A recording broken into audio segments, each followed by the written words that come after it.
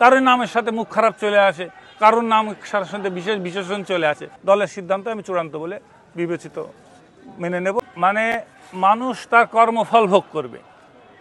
যে প্রার্থী দেওয়া হয়েছে সেই প্রার্থী যদি শেষ পর্যন্ত থাকে, আমরা অবশ্যই সবাই তার জন্য কাজ করব। কিন্তু প্রত্যেকেরই একটা ব্যক্তিগত ইমেজ কিন্তু তৈরি হয়ে গেছে। আপনারা কিন্তু জানেন যে অমুক কীরকম, প্রত্যেকের নামের সাথে একটা বিশেষণ চলে আসে, কিন্তু অমুক এরকম, অমুক এরকম, কারোর নামের সাথে মুখ খারাপ চলে আসে, কারোর নামের সাথে বিশেষ বিশেষণ চলে আসে। এই বিষয়ে আমি যাচ্ছি না। তবে আমার বিশ্বাস যে আমাকে দিলে সে কি হবে আমি জানি না, আমাকে দিলে এই আসনটা আমি খুব হার্ড কন্টেস্ট করে বের করতে পারবো। টানা তৃতীয়বার অর্জন করেছে দেশের সেরা সুপার ব্র্যান্ড স্বীকৃতি বসুন্ধরা টিস্যু।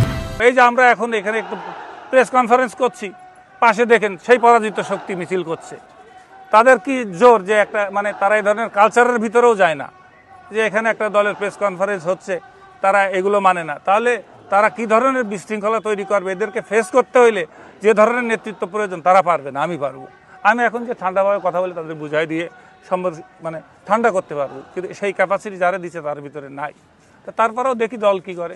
দলের সিদ্ধান্ত আমি চূড়ান্ত বলে বিবেচিত মেনে নেব এবং দলের পক্ষে শেষ পর্যন্ত কাজ করে যাব।